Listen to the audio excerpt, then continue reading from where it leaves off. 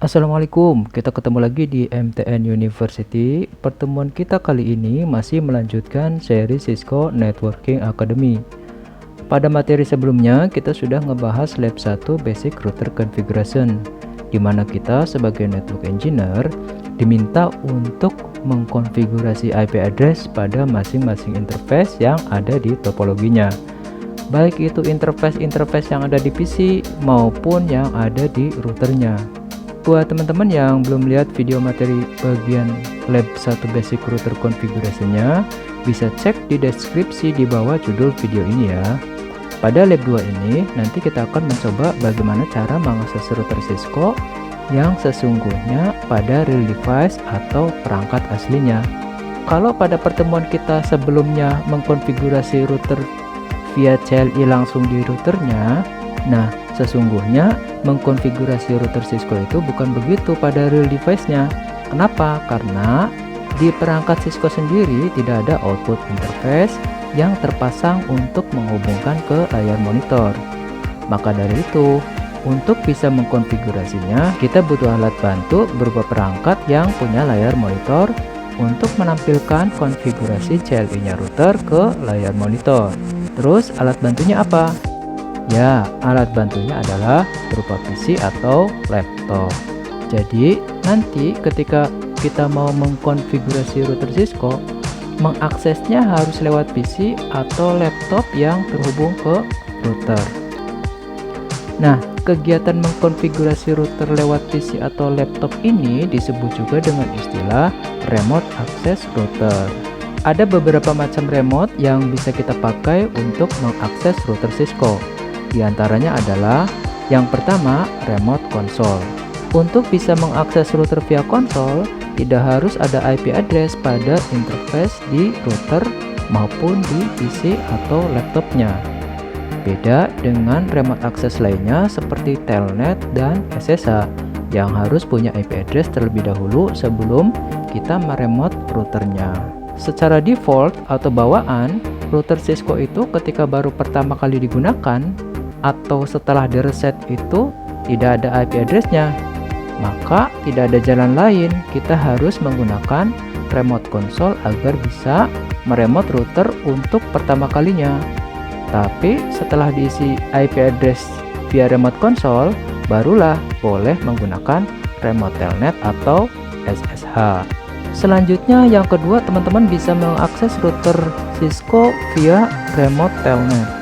Sebagai penghubungnya, kita butuh kabel UTP untuk menyambungkan PC remote kita dengan routernya. Yang perlu diketahui oleh teman-teman bahwa ketika kita mengakses router via telnet, karena protokol atau aturan koneksinya bersifat clear text, maka kemungkinan data-data yang kita kirim ke router bisa terbaca oleh orang lain dengan menggunakan aplikasi paket sniper seperti Wireshark, TCP/DAM, atau sejenisnya. Hal ini yang menjadi kelemahan ketika kita menggunakan remote telnet. Untuk remote selanjutnya yang bisa dipakai teman-teman untuk mengakses router adalah dengan remote SSH atau secure shell. Kalau teman-teman pengen nge-remote router via SSH, sebagai penghubungnya sama dengan remote telnet, yaitu menggunakan kabel UTP dan portnya pakai RJ45. Seperti di remote telnet, ketika kita menghubungkan PC remote kita dengan router, maka harus ada IP address-nya terlebih dahulu, baik di sisi PC maupun routernya. Maka begitu juga di remote SSH, kita harus mengisikan dulu IP address-nya pada PC remote dan routernya. Selanjutnya, yang membedakan antara remote telnet dan SSH adalah pada protokol koneksinya, SSH sudah menggunakan enkripsi pada paket-paketnya. Jadi, isi paket-paket yang keluar atau masuk ke router tidak mudah untuk dibaca oleh paket sniper. Teman-teman coba perhatikan gambar analogi perbedaan antara ketika data kita tidak diamankan dengan enkripsi dan ketika diamankan dengan enkripsi. Teman-teman bisa lihat animasi gembok ini. Gembok ini kita analogikan sebagai enkripsi atau pengunci data paket yang akan kita kirim ke router. Ketika gemboknya terbuka, maka tulisan plain text message-nya akan terlihat jelas oleh kita. Tapi ketika gemboknya terkunci atau terenkripsi, maka tulisan plain text message tadi berubah menjadi tulisan acak, sehingga kita tidak bisa membaca apa maksud dari tulisannya. Jadi fungsinya enkripsi itu adalah untuk mengacak data yang keluar dari PC klien sampai menuju ke router, sehingga data kita jadi aman ketika di perjalanannya. Selanjutnya kita akan mulai prakteknya pada materi ini, yaitu Lab 2 Remote Access Router via konsol, telnet, dan SSH. Teman-teman silakan langsung buka aplikasi paket tracer mobile-nya. Kalau sudah, silakan tunggu sampai welcome screen muncul dan langsung pilih menu new untuk membuat workspace baru. Selanjutnya, kita juga sudah siapkan topologi yang nanti akan dipakai pada lab kali ini. Teman-teman bisa langsung siapkan infrastrukturnya seperti ini, mulai dari PC ini, terus switch 2960, terus routernya yang akan kita pakai adalah router dengan tipe 1841. Selanjutnya kita tinggal konekin antar perangkatnya menggunakan kabel UTP. Oke, selanjutnya kita juga siapkan PC atau laptop yang kita fungsikan sebagai perangkat remote-nya. Karena kita akan melakukan dengan 3 remote, maka kita siapkan perangkatnya 3 juga. Yang pertama, kita siapkan untuk remote console. Yang ini. Yang kedua, untuk remote telnet. Kita siapkan di sini. Dan yang ketiga, untuk remote SSH. Kita siapkan di sini. Tapi nanti teman-teman, untuk yang remote SSH kita akan lakukan percobaannya pada lab berikutnya ya, supaya waktunya nggak terlalu panjang. Nah, untuk IP address-nya pada PC klien kita pakai IP address-nya yaitu 192.2.10/24. Selanjutnya, interface FA0/0 routernya kita akan pakai IP address 192.168.2.1/24. Pada PC remote console tidak ada IP address sesuai persyaratannya yang di awal kita jelasin tadi. Pada PC remote telnet, karena wajib ada IP address supaya bisa terhubung dengan routernya, maka kita isi IP address-nya dengan 192.168.2.50. Begitu juga pada PC remote SSH, karena wajib ada IP address, maka kita isi IP address-nya dengan 192.168.2.100/24. Oke, kita mulai dengan menyiapkan infrastrukturnya. Yang pertama, kita siapkan PC-nya dengan cara mentap atau mengklik dimanapun di area workspace packet tracer teman-teman. Terus pilih End Device. Selanjutnya, teman-teman bisa memilih PC atau laptop. Perhatikan ya teman-teman, sebelumnya teman-teman jangan pakai PC yang ada keterangan PC wireless-nya. Kenapa? Nanti kita nggak bisa konekin ke switch-nya, karena PC wireless nggak punya interface port RJ45. Jadi silakan teman-teman pilih yang PC biasa atau laptop bebas. Pada praktek kali ini kita akan pilih PC biasa saja. Kalau sudah, nah sekarang PC-nya sudah keluar. Silakan posisinya ditentukan sendiri, disesuaikan dengan keinginan masing-masing. Selanjutnya teman-teman bisa langsung siapkan switch-nya dengan mentap atau mengklik di area workspace-nya. Silakan bebas, mau klik di pinggir boleh, diklik di tengah juga silakan. Nah, selanjutnya teman-teman silakan pilih kategori switch-nya yang ini, terus pilih tipe yang 2960 yang ini. Switch-nya sudah keluar, silakan teman-teman posisikan switch-nya sesuai dengan keinginan. Seperti ini. Selanjutnya, kita siapkan routernya, caranya sama, kita tap atau klik workspace-nya dimanapun, terus kita pilih kategori router. Terus kita pilih routernya dengan tipe 1841 yang ini. Nah, sekarang routernya sudah tampil.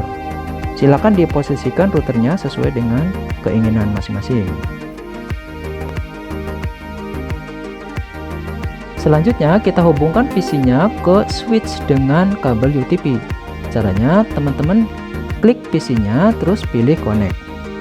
Klik PC-nya terus connect. Nah, selanjutnya teman-teman silakan klik perangkat tujuannya.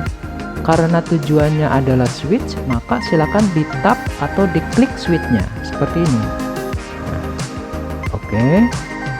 Sebelum kita memilih port-portnya yang nanti akan kita pakai, kita pilih dulu kabelnya dengan cara klik pada tulisan choose cable. Kalau sudah, silakan pilih kabel straight through. Oke. Nah, kabelnya sekarang sudah terpilih, tinggal menentukan port-port yang akan kita pakai sesuai topologi di awal, yaitu pada perangkat PC kita colokkan kabelnya ke port FE0 seperti ini. Sementara di perangkat switch-nya kita colokkan ke port FE01. Di switch-nya di FE01 di sini. Teman-teman, karena switch ini ada 24 port fast Ethernet-nya, maka silakan teman-teman bisa mencolokkannya ke port manapun, bebas. Mau ke port 1, port 2, port 10, atau bahkan yang terakhir di port 24 juga boleh, bebas ya. Kalau sudah, kita back. Selanjutnya kita hubungkan perangkat switch-nya dengan router. Caranya, silakan teman-teman klik switch-nya, terus pilih connect. Pilih switch-nya, terus pilih connect. Kalau sudah, silakan klik routernya. Seperti ini. Proses selanjutnya kita pilih kabelnya dengan mengklik choose cable. Seperti ini. Kalau sudah, silakan teman-teman pilih kabel straight through. Nah, sekarang kabelnya sudah terpilih. Selanjutnya tinggal colokkan kabelnya ke port-port sesuai topologinya. Pada perangkat switch, kita colokkan kabelnya ke port FE024. Di sini berarti di FE024 di switch-nya. Nanti teman-teman boleh bebas masang ke port FE-nya dimanapun yang kosong. Pada routernya, silakan colokkan ke port yang sudah ditentukan pada topologi, yaitu port FE0/0 yang ini. Oke, kalau sudah, silakan kembali ke tampilan workspace-nya dengan mengklik tombol back. Nah, router dan switch sekarang sudah terhubung. Selanjutnya, kita juga akan siapkan perangkat PC atau laptop yang nanti akan kita gunakan untuk meremote router via konsol. Caranya, silakan diklik di area workspace-nya, terus pilih PC atau laptop, boleh bebas. Diklik workspace-nya, terus pilih end device, terus pilih PC. Nah, pada praktek kita kali ini untuk konsolnya kita pakai yang PC biasa saja. Selanjutnya kita hubungkan dari PC atau laptop dengan routernya. Caranya, diklik PC atau laptopnya, terus kita pilih connect. Selanjutnya silakan klik perangkat tujuannya, yaitu router. Diklik routernya. Kalau sudah, seperti biasa kita pilih kabel dulu sebelum menghubungkan antar perangkatnya. Silakan teman-teman klik choose cable. Terus pilih kabel konsol yang seperti ini. Oke, kalau sudah dipilih, silakan tinggal colokin ke portnya masing-masing. Di PC, silakan dicolokin di port RS232. Sementara di perangkat routernya, silakan teman-teman colokin ke port konsol yang di sini. Nah, sudah. kalau sudah, silakan kembali ke workspace-nya. Ini kembali. Oke. Nah, sekarang kita sudah menghubungkan PC atau laptop yang nanti akan kita jadikan sebagai perangkat remote router. Nah, sekarang kita akan cobain mengakses router via PC remote console-nya. Caranya, teman-teman silakan klik PC remote-nya, terus pilih desktop. Silakan diklik PC-nya, terus pilih desktop. Kalau sudah, selanjutnya silakan pilih terminal. Oke. Nah, pada tampilan ini kita dihadapkan banyak kolom-kolom isian. Ada bit per second, ada data bit, ada data parity, dan seterusnya. Tapi teman-teman gak usah bingung, karena pada tampilan ini kita nggak akan ngisiin data lagi, jadi biarkan sesuai bawaannya saja. Yang perlu dilakukan pada tampilan ini, kita hanya mengklik tombol apply change saja. Nah, sekarang kita sudah terhubung dengan command line interface routernya. Coba kita review sedikit pada pertemuan lab sebelumnya. Ketika kita mengkonfigurasi router, kita mengkonfigurasinya langsung di routernya kan, yaitu dengan cara mengklik routernya, terus pilih CLI, dan langsung bisa mengkonfigurasi routernya. Perlu teman-teman tahu, nanti ketika berhadapan dengan real device atau perangkat aslinya, maka caranya tidak seperti itu, melainkan dengan cara meremotnya. Bisa memakai remote console, remote telnet, atau bisa juga dengan remote SSH. Nah, sampai di sini kita sudah bisa meremote router via konsol. Selanjutnya, kita akan mencoba untuk melakukan remote router dengan cara yang kedua, yaitu remote telnet. Sebelum kita meremote router via telnet, kita ingat-ingat lagi penjelasan di awal mengenai persyaratan ketika kita akan menggunakan telnet. Maka harus ada IP address pada sisi router maupun PC remote-nya. Silakan teman-teman diklik PC remote konsolnya, terus masuk ke desktop, terus pilih terminal. Selanjutnya, kita tidak usah ngisi apapun di tampilan ini, kita langsung tekan apply change. Nah, sekarang kita sudah ada di tampilan CLI router via konsol. Selanjutnya, teman-teman nanti akan ada pesan pertanyaan continue with configuration dialog. Teman-teman bisa langsung ketik no, terus enter. Kalau keluar pernyataan press return to get started, teman-teman tinggal abaikan saja dan langsung tekan tombol enter seperti ini. Oke. Nah, sekarang kita sudah berada di mode user dari routernya. Untuk pindah ke mode selanjutnya atau ke mode privilege, kita ketikkan perintahnya enable. Perintahnya adalah enable seperti ini. Kalau sudah, langsung enter. Oke, sekarang kita sudah masuk ke mode privilege.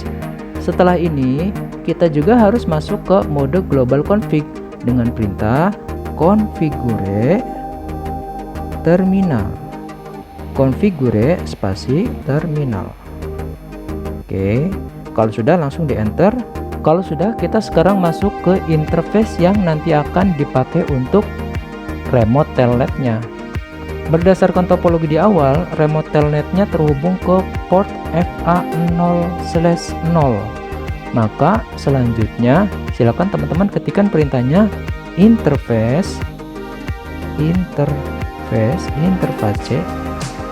spasi FA0/0. Oke, kalau sudah langsung di enter.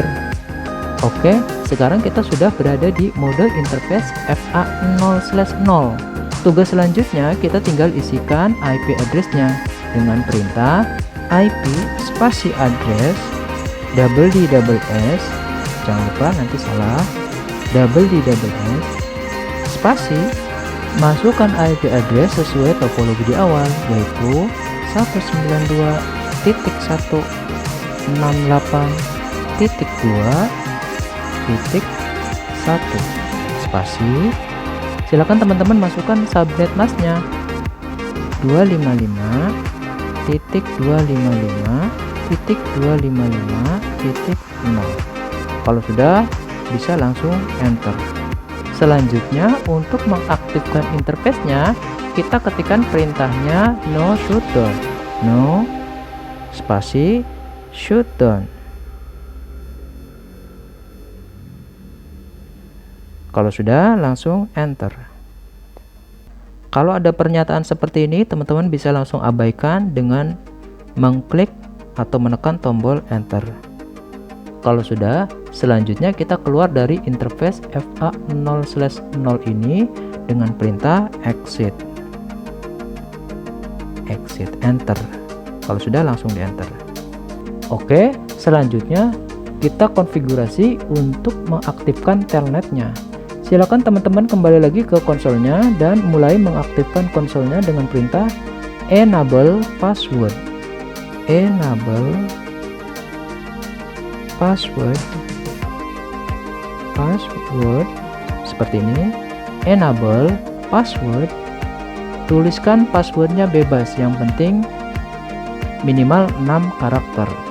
Pada praktek kali ini kita akan isikan password untuk enable-nya adalah enable 123. Jadi nanti ketika mau connect ke router via konsol dan ingin memasukkan perintah enable, nanti passwordnya adalah enable 123. Oke, kalau sudah, di enter. Perintah selanjutnya silakan ketikkan perintah line vty 0 spasi 4. Line vty spasi 0 spasi 4. Kalau sudah, langsung enter. Perintah selanjutnya silakan teman-teman langsung ketikkan login lokal. Login spasi lokal. Kalau sudah, langsung di enter. Selanjutnya silakan teman-teman juga ketikkan perintah untuk membuat username dan password telnetnya.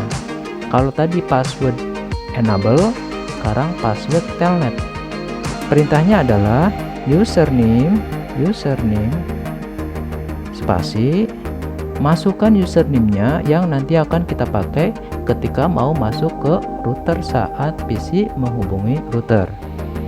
Kita coba username-nya dengan mtn. Oke, spasi. Selanjutnya jangan di enter dulu, masih ada lanjutannya. Untuk perintah selanjutnya kita ketikkan password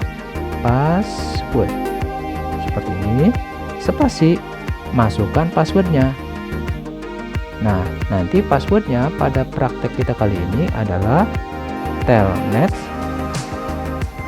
123. Diulangi ya, secara lengkapnya username spasi mtn spasi password spasi telnet 123.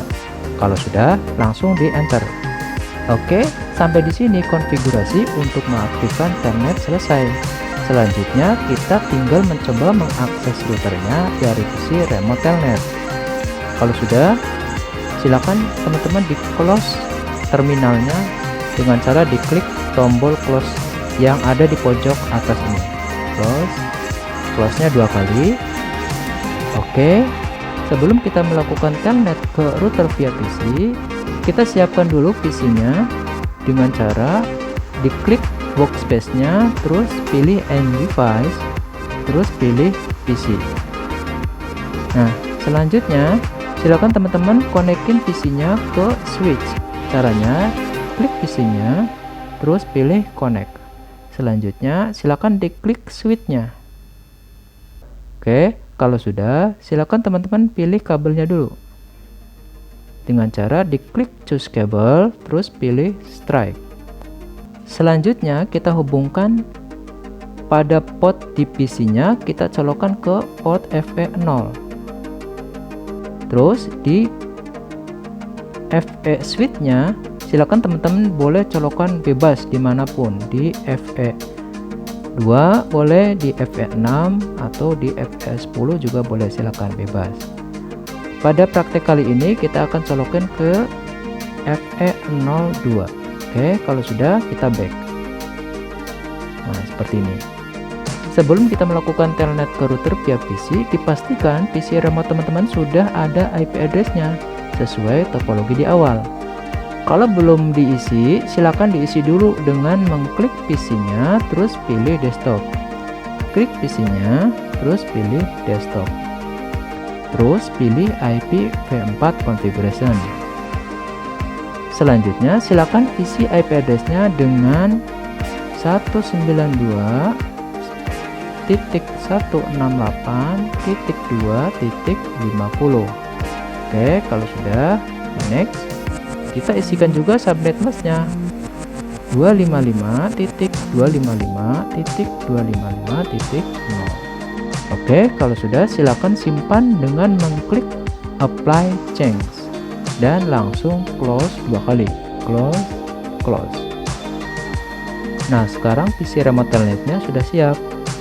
Oke, sekarang teman-teman bisa langsung buka lagi PC remote telnetnya. Silakan diklik PC remote-nya.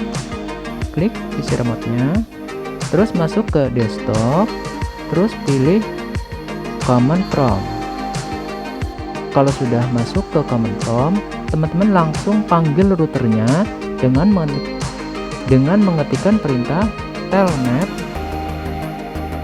telnet spasi masukkan IP address dari routernya 192.168.2.1. Nah, seperti ini. Kalau sudah, langsung enter. Nah, nanti sebelum kita masuk ke CLI routernya, kita dihadapkan dengan user verification dulu dengan mengisikan username dan passwordnya yang kita bikin tadi. Pada username-nya, silakan teman-teman masukkan MTN. Terus enter. Selanjutnya passwordnya adalah telnet 123. Passwordnya adalah telnet 123. Terus enter. Perhatikan ya teman-teman, pada saat kita mengisikan password, di layar monitor kita tidak menampilkan apa yang kita ketikkan atau kosong saja. Ya, emang sistemnya seperti itu. Tulisan passwordnya di hidden, maka hati-hati ngetiknya ya.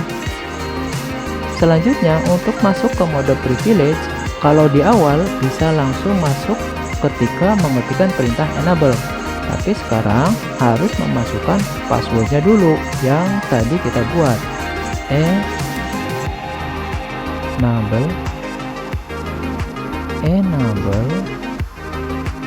enter. Nah, sekarang kita harus masukkan passwordnya dulu. Karena tadi kita bikin password enable-nya adalah enable 123, maka silakan teman-teman masukkan passwordnya enable 123. Nah, di sini juga sama. Ketikan kita atau tulisan kita tidak nampil di sini, tapi sesungguhnya sudah ada passwordnya. Jadi kita tinggal enter. Jadi dipastikan teman-teman ngetiknya harus benar. Nah, sekarang kita sudah masuk ke privilege mode dengan ditandai tanda router hashtag. Nah, kalau sudah sampai di sini, nanti teman-teman kalau mau konfigurasi lebih lanjut yang seperti di lab 1, silakan dilanjutkan. Teman-teman bisa lihat lagi di lab 1-nya. Atau bisa juga langsung klik link di deskripsinya di bawah judul video ini. Oke teman-teman, materi di lab ini sudah selesai. Untuk remote SSH-nya nanti kita akan sambung di materi lab berikutnya. Jika pada materi ini teman-teman ada yang kurang paham, silakan bertanya di kolom komentar atau bisa via Instagram di @mtnuniversity atau @thohiraza. Oke, itu saja materi kita kali ini, semoga bermanfaat. Jangan lupa subscribe, komen, dan tekan tombol lonceng dulu sebelum meninggalkan video ini, agar kita bisa belajar bareng lagi dengan materi-materi pilihan kita selanjutnya. Sampai ketemu lagi di materi-materi selanjutnya. Atas perhatiannya diucapkan terima kasih. Wassalamualaikum warahmatullahi wabarakatuh. Upgrade your skill, upgrade your life. Salam engineer.